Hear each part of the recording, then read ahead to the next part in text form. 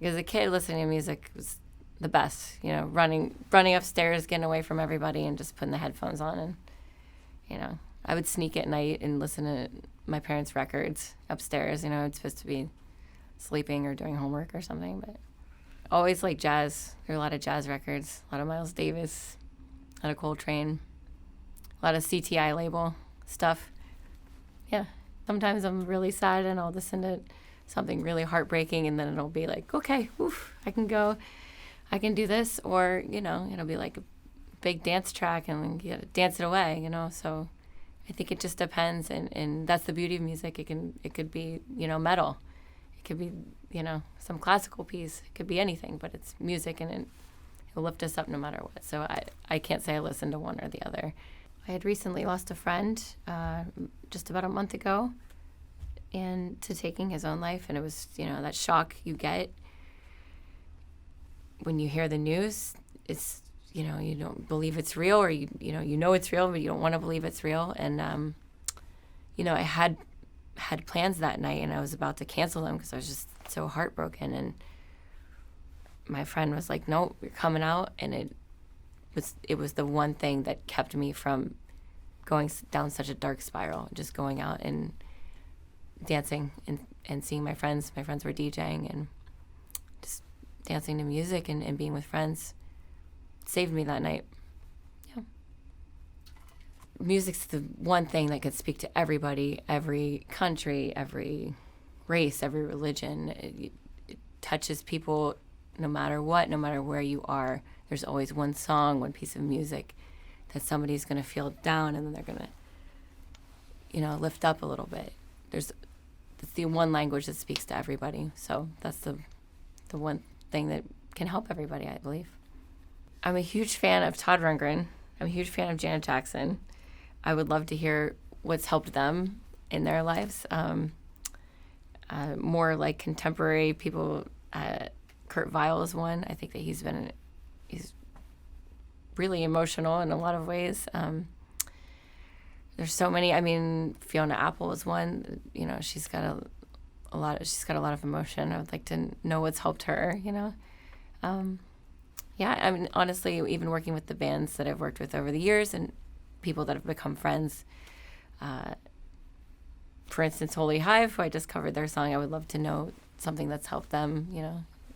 An artist, singing another person's song. It's pretty cool. I chose "Oh, I Miss Her So" by Holy Hive because I had the opportunity to play that song with them recently, and the lyrics touched me. I was at a point where I felt that I had lost myself, so it was like almost like a reflection back upon me. Like I missed myself, my old self, and it helped me to get out of a dark place and relate to the lyrics and the music. It was almost like an out of body experience. Almost like I miss her. I miss my old self. So that's why that song really spoke to me. I wanted to be involved with SOS because I had, in the last couple of years, have lost quite a few friends to either taking their own lives or to addiction and overdose. And it's okay to talk about. And it's maybe not comfortable for people, but it's something that we should talk about, and it's okay to talk about it. And that's why this spoke to me. It's not easy to stand up here and talk about such things that are very difficult, but it's okay. And that's a starting point, and that's good. There's good strength in that and beauty in that.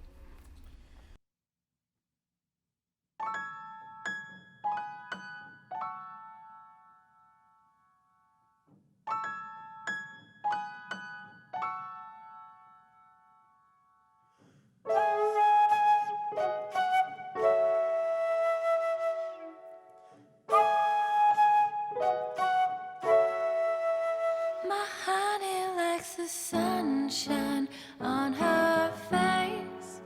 I wish that I could blow the clouds away, but I don't have thoughts big enough today, not even for goodbye.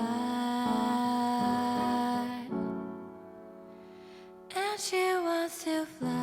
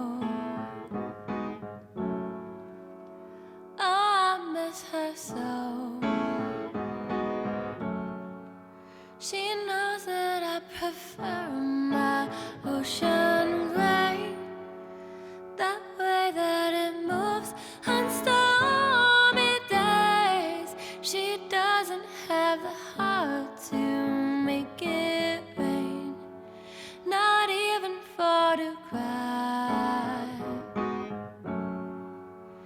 And she wants to fly